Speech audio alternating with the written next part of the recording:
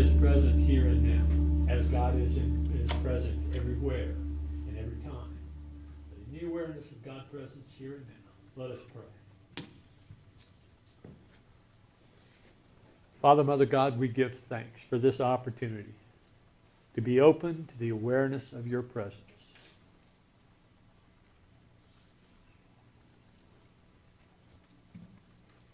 And as we settle into this awareness, as we hold in our consciousness your presence every when and everywhere, we acknowledge that there are families all across the planet that are in great pain right now. Pain resulting from accidents, pain resulting from intentional mayhem.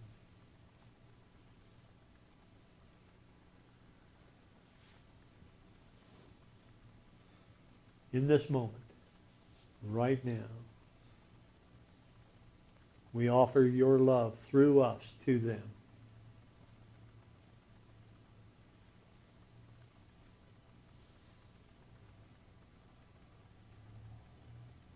We acknowledge their pain. We feel their pain.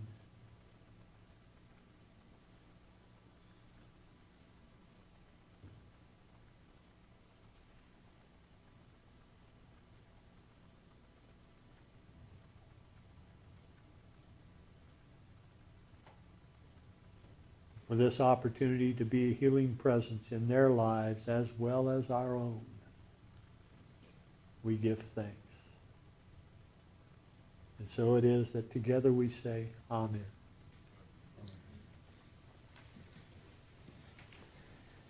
Well, the happenstance of circumstance. We go through our lives somewhat oblivious to what's going on around us. And then we have events such as last Thursday night, not far from here, 4 or 5 miles from here.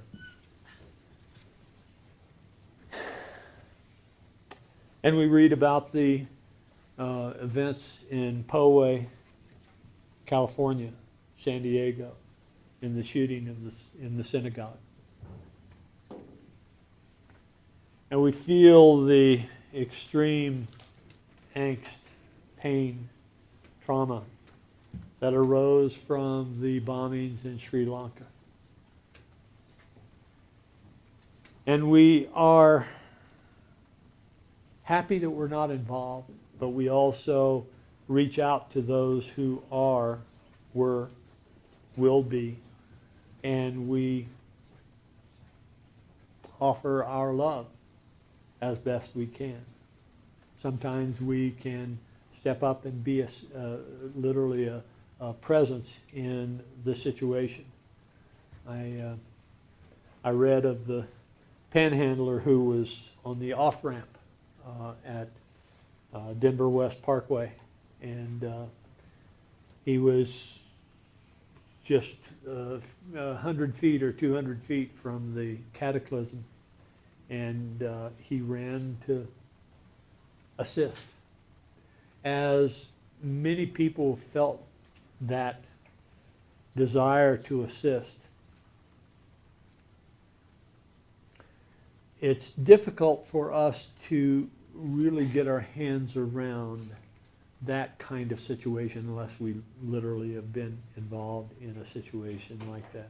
It's hard to relate to the fear and the trauma that arises, not just with the people that are physically injured, but the people who were nearby, who were witnesses, who were in one way or another engaged with that situation.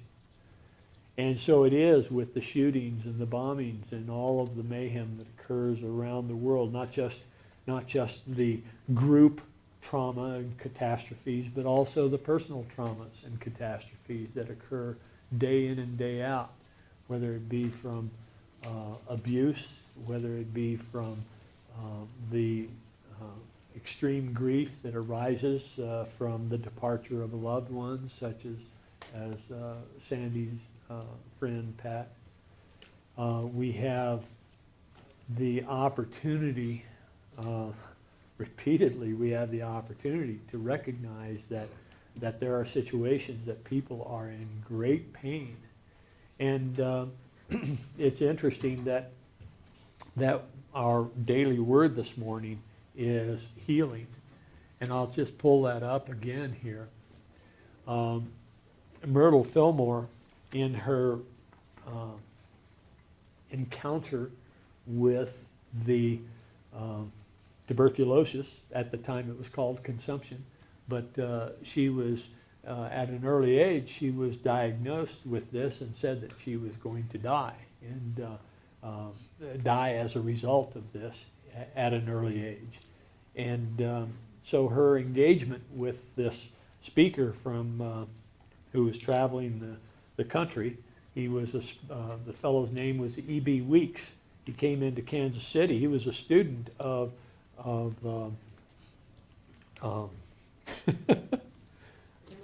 thank you, Emma Curtis Hopkins. I'm not sure why I have a block on that name, but every time I say, okay, what's her name? I say, well, I don't know. Yes, I do know. But Emma Curtis Hopkins was the secretary of the founder of Christian Science, Mary Baker Eddy, and they were working out of Boston, near Boston, I think. But Christian Science came as a result of the inspiration, the vision of Mary Baker Eddy, and Emma Curtis Hopkins was her secretary, personal assistant, and over the years became very familiar with the teachings and wanted to offer her thoughts for the Christian Science newsletter. And Mary Baker Eddy said, well, no, actually anything that goes in the Christian Science newsletter will be as a result of what comes through me, not from anyone else. And so Emma Curtis Hopkins felt that she had more to offer than just to be a stenographer for Mary Baker Eddy. She moved to Chicago. She began teaching locally and soon found a wide following. Turns out that Charles and Myrtle Fillmore, after the visitation by E.B. Weeks in Kansas City, the Fillmores got involved with Emma Curtis Hopkins and became her student. They had been studying Christian Science, but found Emma Curtis Hopkins, thank you, found Emma Curtis Hopkins' teachings to be more appropriate for them. So E.B. Weeks came into town. Myrtle heard this phrase from E.B. Weeks that said, you are a child of God and you do not inherit sickness. That phrase worked on Myrtle, and she realized that, wait a minute, I have this diagnosis that I have been claiming to be real, and it doesn't have to be. It doesn't have to be real for me. And over the course of several months, she began praying and vitalizing her body, realizing this little light of mine, and she knew that she was healed. But she said later that it took her body 2 years to realize that. And so over the course of that 2-year period, with patience and continual affirmation of her health and continual envisioning of her healing, her body caught up. So I'd like to hear from you. Why do you think it took 2 years for her body to catch up when her awareness was that I am healed? Why do you think that is? Spirit's always ahead. Spirit's always ahead? Okay. I've been thinking about this for a long time, but I don't know if I can put it into words, but I feel like that our belief systems create chemical reactions in our physical cells. And I think that it takes a while for our spirit to allow our physical cells to discover the perfection that they are. Okay, I don't know if that's, anyway, I'll let it go. okay. Chris? Well, our physical bodies have been getting these messages, you know, from the media, from the people around us since day one about illness, disease, infirmity, expected, it's part of life. And even though you may have made that decision and your spirit knows that it takes a while for your body to go, oh, okay, All right. because it's been pre-programmed for so long. Uh-huh, okay. So our physical body has been inundated with all these contrary messages, and it just takes the body that long to realize that this new message coming to it can be manifest. Yes, Rose? The other thing is that, I agree with all the concepts, but you hold on to what you know like it's a habit. So if your knee hurts, you get up like your knee hurts, even when it doesn't hurt. You are protecting it, and your body has adjusted to that, so it just holds on to those memories that you believe in muscle testing and that type of thing. Okay, so it's a habitual response to an old awareness. Okay, Glenn, you had a question or a comment. Yeah, in addition to the training that Chris spoke of, it has been trained through genetic engineering over the centuries. So that is like programming our bodies on a deep level.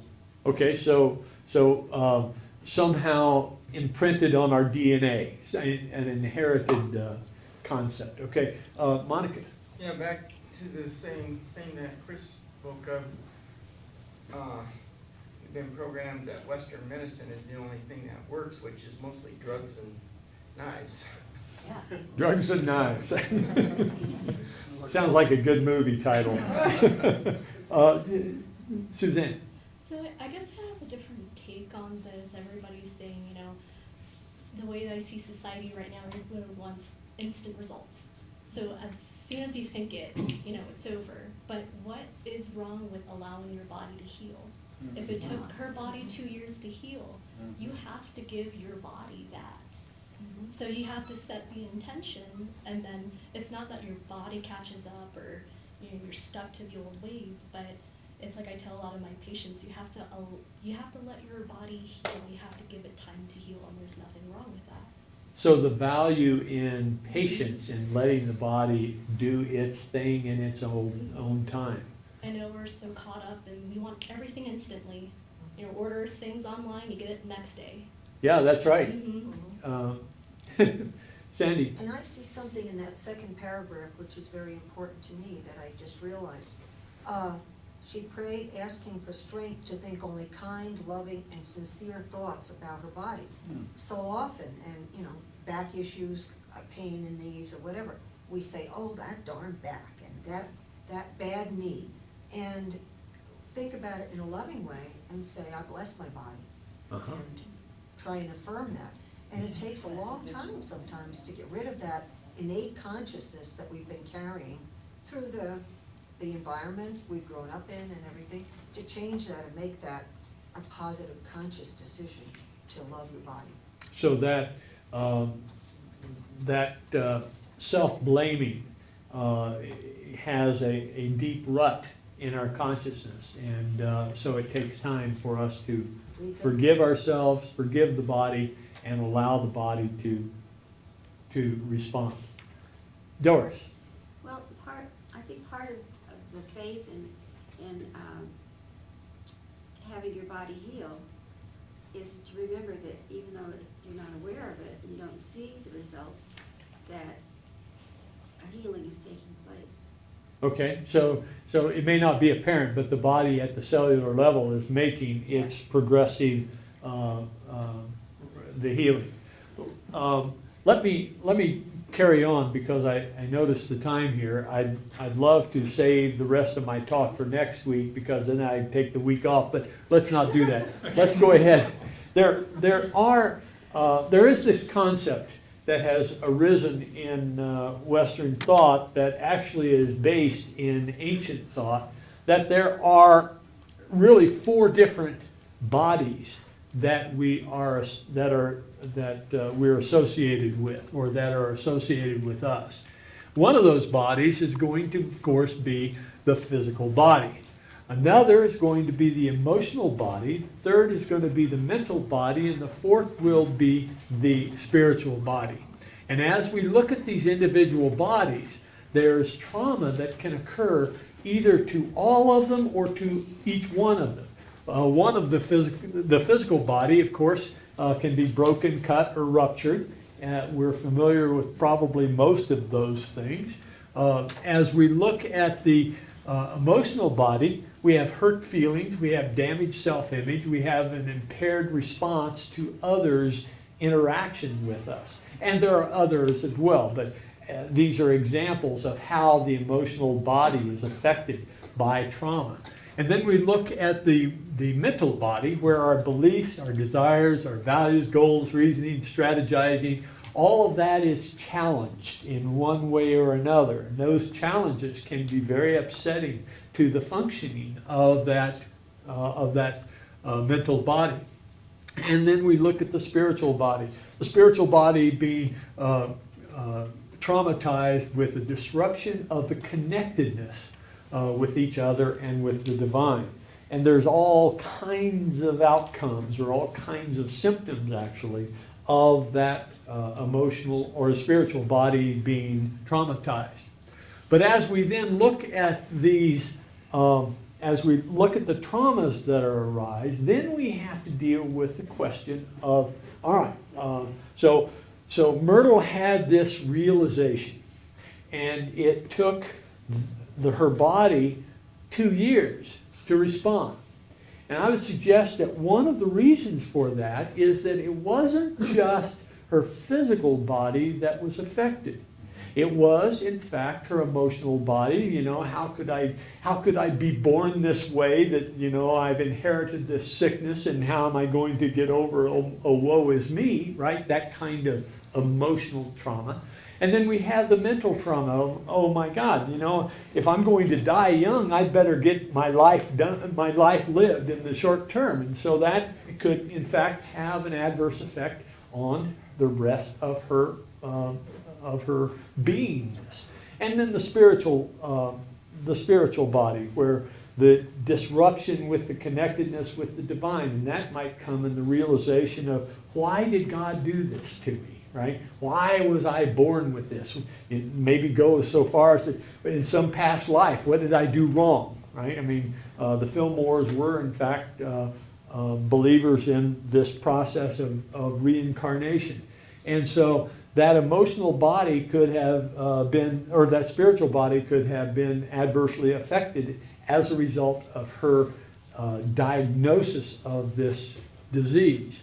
Well, then that 2-year process may have in fact involved the healing on these several levels. She talked about forgiveness. She talked about affirming the positive thoughts about healing and so on. So these were addressing these different bodies that she was in fact affecting.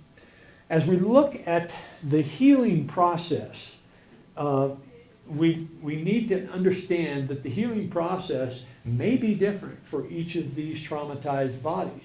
The healing process for the physical body, as an example, may in fact involve the moving your body, yoga, strengthening, walking, taking walks, maintaining a fresh and organic diet, giving your body fuel that is going to be most effective in rejuvenating its functioning, and getting plenty of restful sleep. I thought I was getting enough sleep last night, and at 3 a.m. my dog said, "Hey, I want to go out." So I crawled out of bed and let the dog out, and I'm going back to bed. And so I crawled back into bed, fell asleep quickly, but at 4 o'clock, the dog was barking, waking up the neighborhood, I'm sure, and so at 4 o'clock, I got out of bed. Anybody want a dog? I got this. Okay, so, and if Linda is listening in on this webcast, I am in deep trouble when I get home. All right, so we have then the healing of the physical body. Then we have the healing of the emotional body. And that might in fact involve self-reflection. Reflection such as journaling, such as contemplation, such as spending time cultivating gratitude for the gifts and opportunities you've been given, including forgiving yourself and others, because the forgiving is a process of releasing those emotional injuries that are inflicted by apparently the actions of others. Now we'll talk about that in more detail.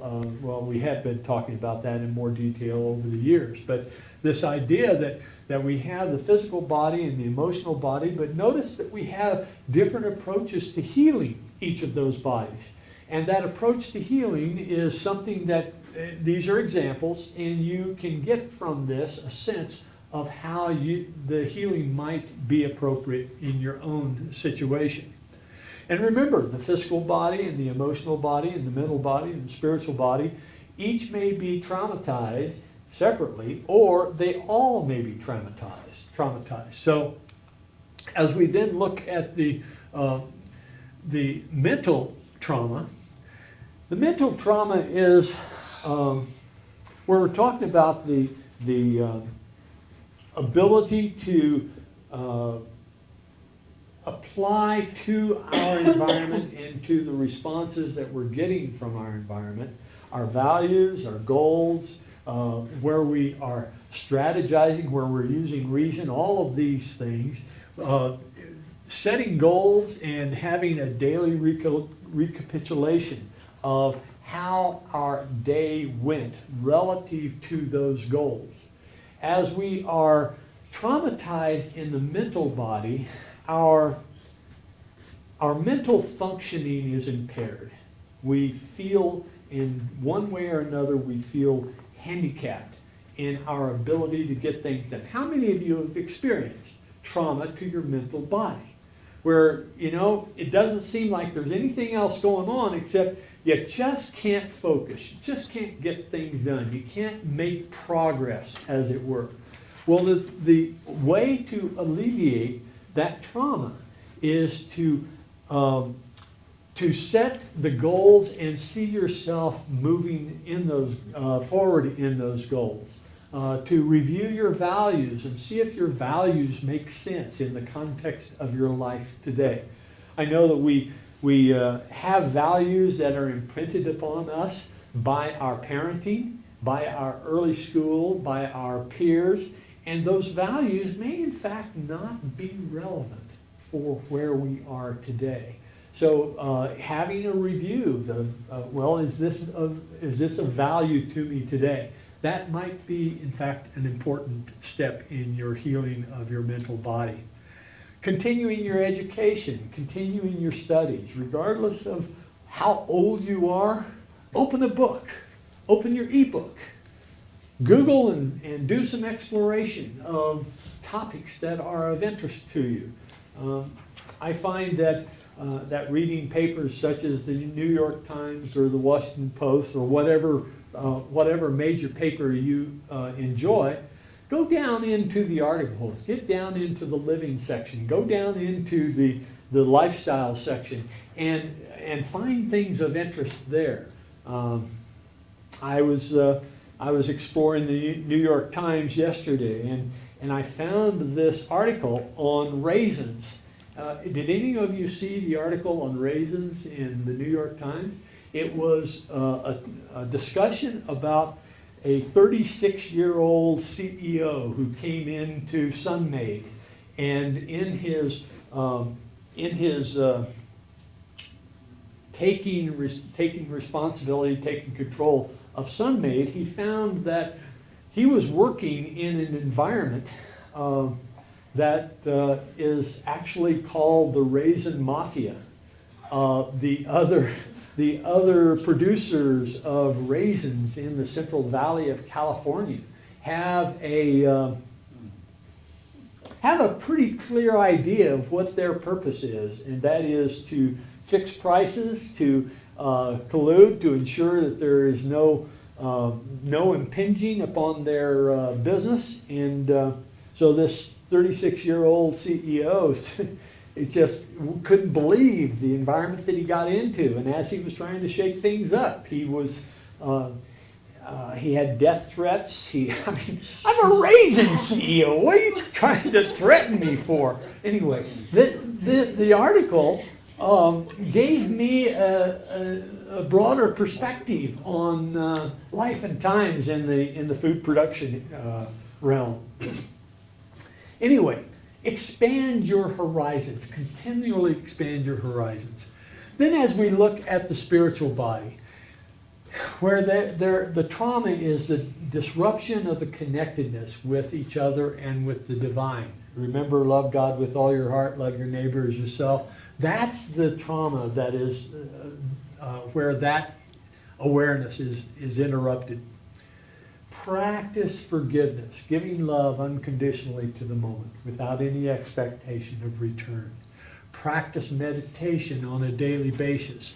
Learn to work with body energy. One of my early realizations, very early realizations, was a friend of mine who introduced me through therapeutic touch to body energy. And over the course of the next 6 months or so, I really got into it. And the realization that I had when she introduced me to this, and I became aware of this inherent body energy, was, holy smokes. Well, I didn't say smokes, but I said, we have something going on here that I've previously been totally unaware of.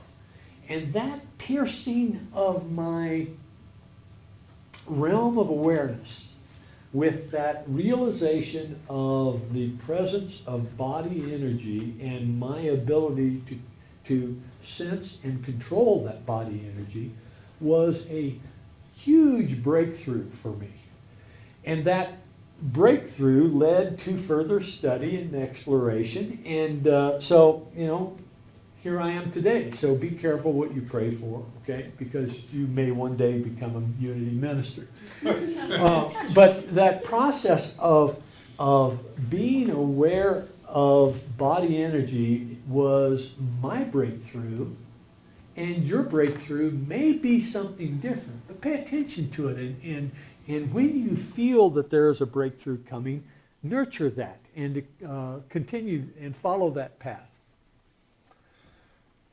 Study consciousness, religion, or philosophy, and it really doesn't make any difference, I don't think. I mean, here I am as a unity minister, but it doesn't make any difference which path you explore, because what you're doing when you're exploring the paths of religion, spirituality, or philosophy is you're tapping into the thought stream of others before you as it pertains to the primary purpose, our primary purpose for being here. I mean, that's what these areas of study are about, is understanding why are we here.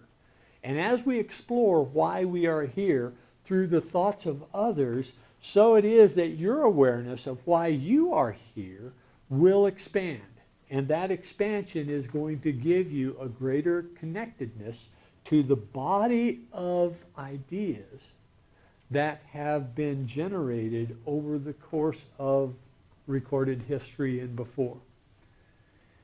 Spend time in nature. And if you can, spend time in nature barefoot. Because the connectedness that we have with the soil and with the textures and with the flavors and smells of nature is a very important connection, sensory connection that we have with the all that is all. There's in our isolated and sanitized environment, we lose touch with what the planet is all about. And so we go from our air-conditioned house to our air-conditioned car to our air-conditioned office, home through the air-conditioned grocery store to pick up our food stuff, take it back to our air-conditioned house to fix it in a way that has been sanitized and processed and supplemented through added vitamin D's and C's and so on. And we don't have the sense of our connectedness to this physical creation out there. So having that sense and getting in touch with nature is an important aspect of our healing of our spiritual body. And then praying. Praying is not about asking for something to be done, but praying is about establishing and celebrating the connectedness with the divine. So it's not about, oh God, will you fix this? Because as we look at this in reality, we recognize that there's really nothing to be fixed except our consciousness, and our consciousness in response to what is. And so we have the situation on I-70 that could, in fact, instill a great deal of fear. I mean, I don't know how many of you saw the video of the individual driving and coming by the car at 80 miles an hour or so. Was this load of lumber. And I can just imagine that that individual is going to have a tendency to look in the rearview mirror a lot. Is anything coming? Is anything, am I in danger? Am I going to be hit this next time? That fear is one that can permeate all of these four bodies. And the release of that fear is an essential part of our healing. So that practice of offering unconditional love to the moment, as A Course in Miracles says, that you either have fear or you have love, but you do not have those co-resident at the same time in consciousness. So when we practice that unconditional love, really what we're doing is we're solving and dissolving the fear that is present in perhaps each of these four bodies. So if there is one thing that I would offer as a takeaway on this, healing begins with unconditional love. That is something that Myrtle stated in the Daily Word. She didn't state it in the Daily Word. She stated it in her work that's quoted by the Daily Word, that giving loving kindness to your situation, to the people in your realm, is an important part of what she realized was her healing. Unconditional love. And the interesting thing is, you don't have to go to a $5,000 weekend workshop. Deepak Chopra has one coming up in Hawaii if you want to sign up. You don't have to go to a doctor or a psychologist to get a prescription for this stuff. You actually just need to realize it. Make it real in your experience, that unconditional love, offering it to the moment, without condition, without expectation, without anticipation that somebody is going to recognize it and celebrate you for it. But rather, it's all for you. It's all for you. The healing of your physical body, the healing of your emotional body, the healing of your mental body, and the healing of your spiritual body. It's up to you. And you are blessed in that process. We'll have our meditation come into this moment, allowing this moment to unfold in its pristine nature. Leaving the baggage that we are often dragging behind us.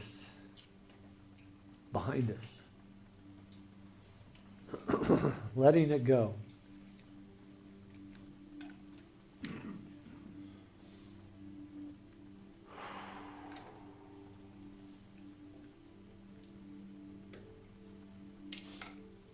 We are in the process of healing. We're in the process of healing physical ills, emotional ills, mental ills and spiritual ills. This is what we do.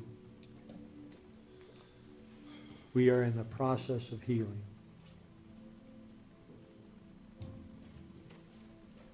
Allowing ourselves to open up to that healing power of the love of God. Feeling that love arise within us. Spread throughout every corner of our consciousness. Blessing our body, blessing our emotions, blessing our mental skills, capabilities, and blessing our spirit. Allowing this love of God to move through us. Transforming us and healing us and lifting us. Giving us clarity of sight, strength of body, power in our emotions, and connectedness in our spiritual body.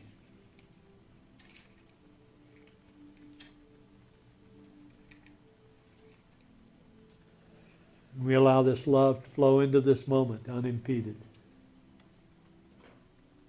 unconstrained with expectations, unblemished with anticipations of response.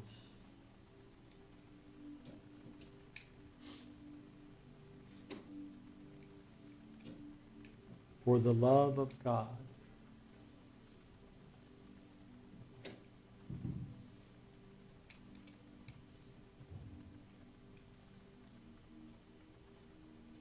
feel this transformative power of this loving energy in your body,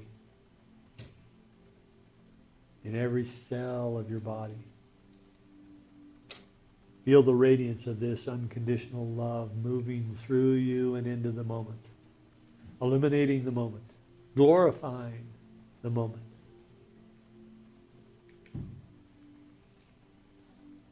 Feel this love. And let go of any need that the love be recognized, acknowledged, or returned. Because the movement of the love through the body is that reward. Blessing you as it moves in to bless each and every one in your moment.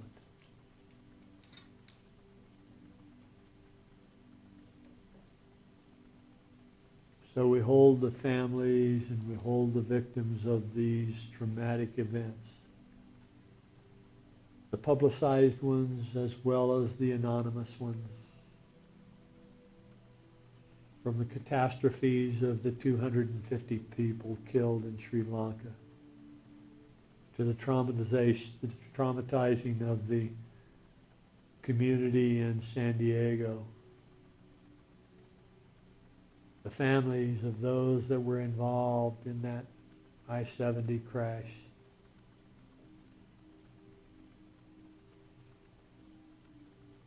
We offer this love to them as well as to the world, embracing the planet, lifting and healing each and every being on the planet. We are blessed because we have chosen to be the conduit of the loving energy of God here in this moment.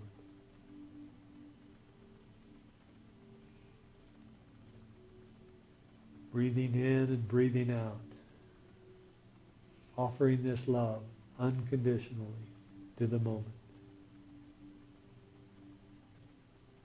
We come back into this time and space, sharing the words of Hallelujah. Hallelujah.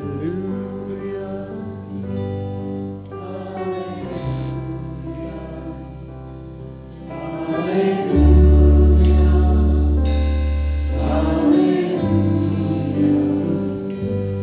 Hallelujah.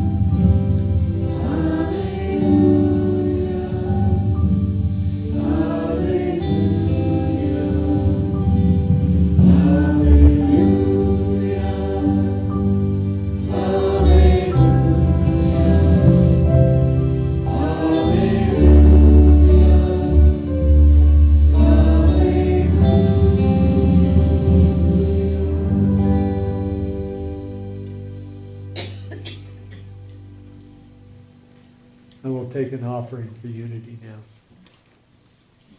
As we take our offerings in our hand, let us bless them with this offering statement. Together, please.